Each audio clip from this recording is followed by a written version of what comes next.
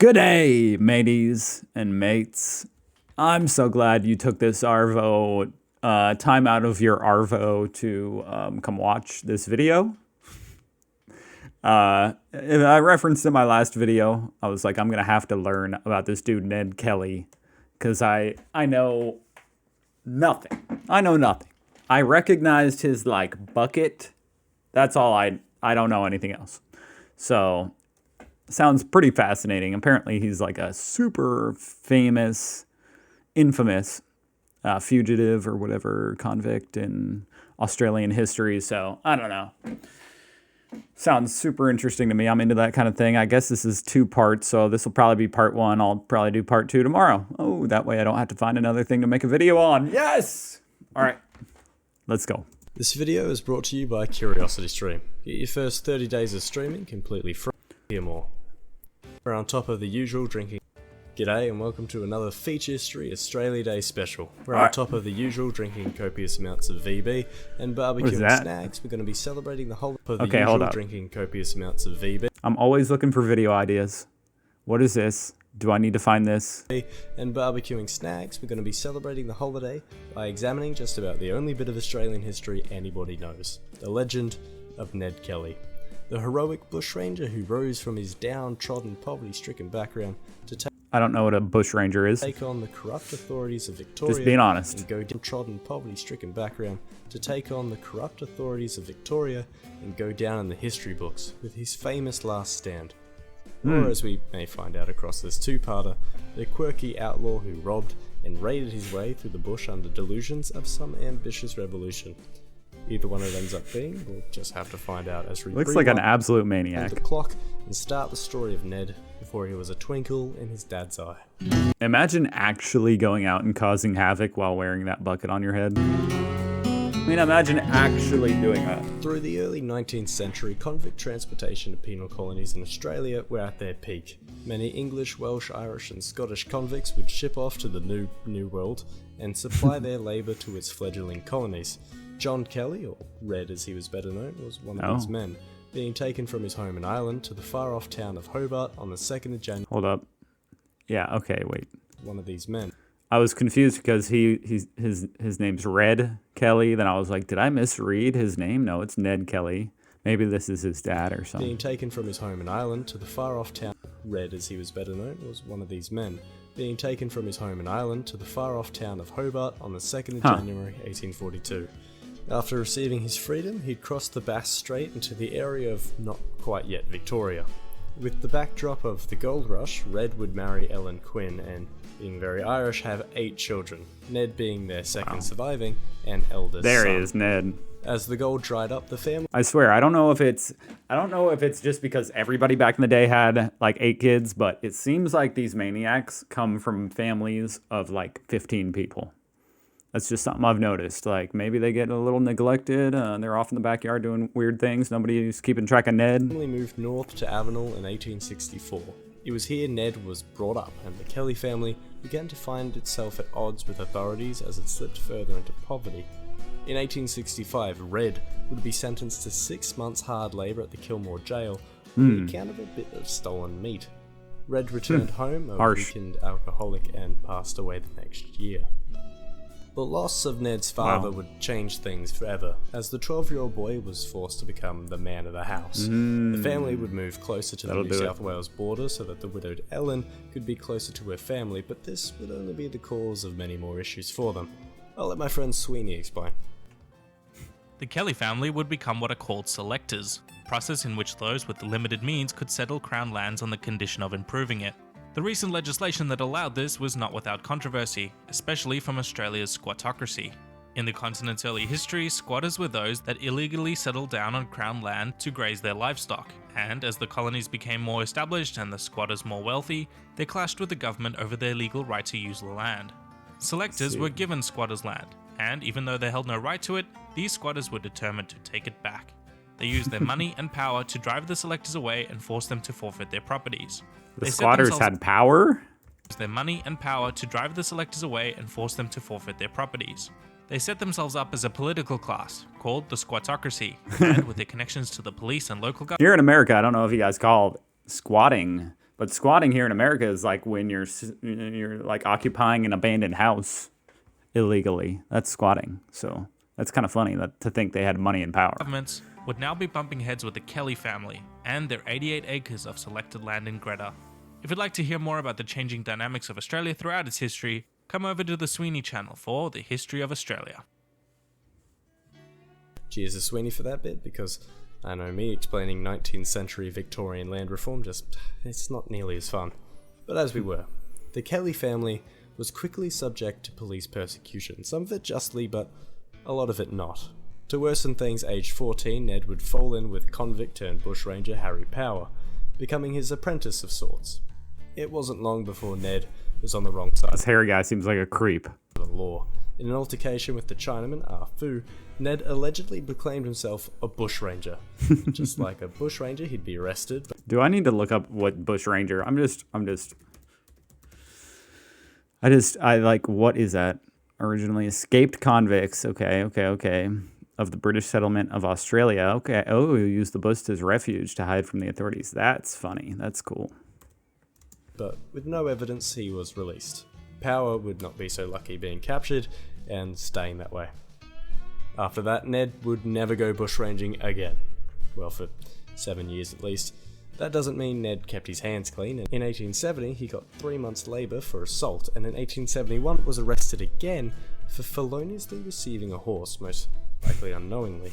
Ned received a nasty 3 years hard labour for the crime and would only return He received a horse unknowingly and got 3 years? home in early 1874, a much older and changed man.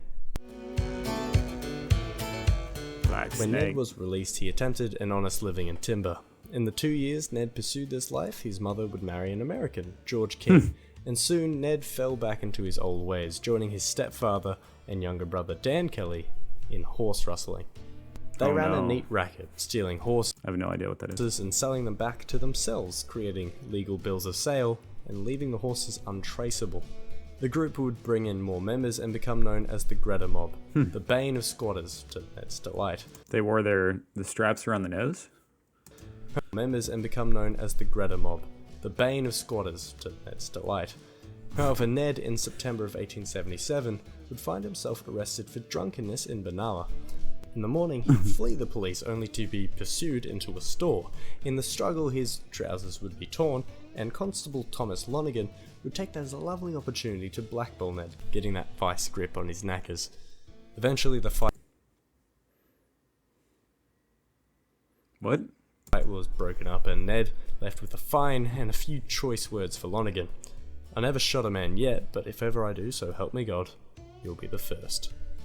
After this event, the police were reinvigorated to bring down Ned, and it'd be Constable Fitzpatrick, a crooked and usually drunk man, that took it upon himself to be the one who did it. No one asked him to. In April 1878, he went to the Kelly residence with an arrest warrant for Dan and told the boy exactly that. In response, he was beaten, shot by Ned, forced to remove the bullet, and had to flee. According to Ned, however, he wasn't there was no warrant, and the wound was self-inflicted. According to others, Ned was there, Fitzpatrick was drunk though, and the wound was not a bullet.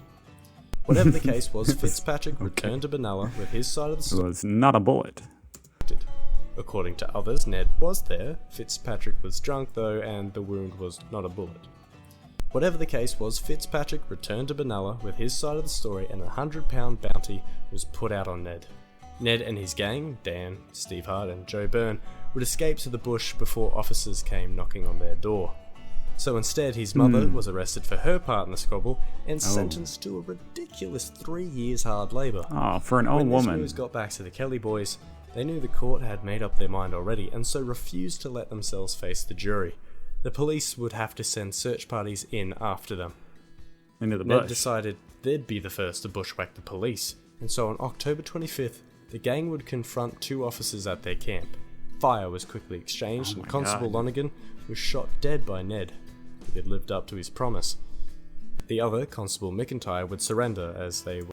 It's crazy how stuff like this, like once it's like a couple hundred years old, it's like really just interesting and stuff. But if this was like today or yesterday, if this happened, I would not be smiling. You know what I mean? This is like messed up stuff.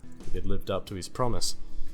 The other, Constable McIntyre, would surrender as they were originally asked, but when 2 officers returned to the camp, a fight broke out again, leaving another officer dead, 1 captured, and allowing McIntyre to escape.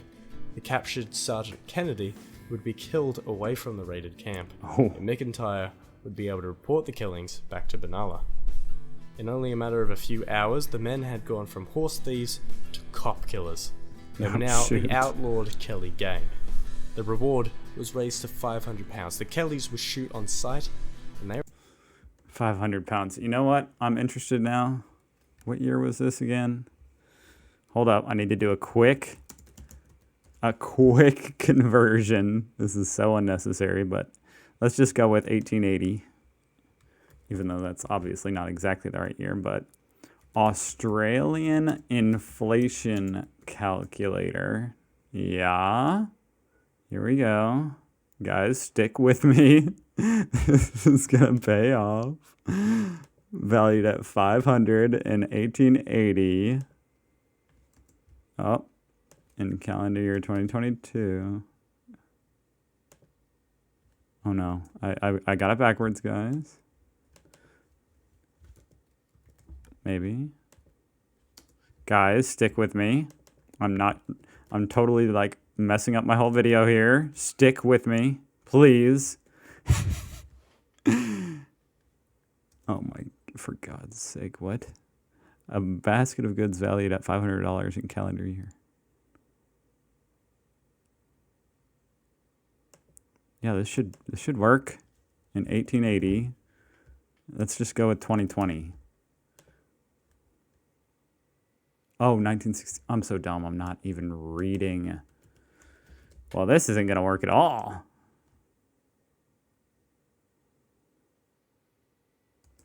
Okay, guys. That was a fail. I'm just going to cut my losses there. My point is that that's a lot more money these days. Probably like, probably close to like 50 times more money or more. Wow. The reward was raised to That was some great content right there, huh? £500. The Kellys would shoot on That's how you know this is live. This is a real reaction, okay? I can't redo this. sight, and they were at a point of no return. The Kellys had shocked, but also captivated Australia. They now had the ire of the British Empire, and Ned was gonna wage a war on them. Well, not a proper war. The Empire wasn't exactly rallying their soldiers. But if you'd like to hear about wars like that, I recommend checking out the Curiosity Stream series. Okay. Well, that was interesting. Fascinating origin story of Mr. Ned. I am definitely like on a cliffhanger here. And I feel like I made this video 13 minutes and I already just wasted like 2 minutes trying to make an inflation calculator work. So I'm cutting it off here. But we're definitely doing part 2 tomorrow. Yeah. So I feel like that was kind of a tease, but that was super interesting hearing about like how his origin story. I'm definitely ready to hear his actual crimes and stuff that he committed. Other than, of course, killing those 2 cops and everything. That's obviously pretty crazy. But I'm assuming we're just getting started. All right, guys. Thank you for watching. We'll see you in the next video. Goodbye.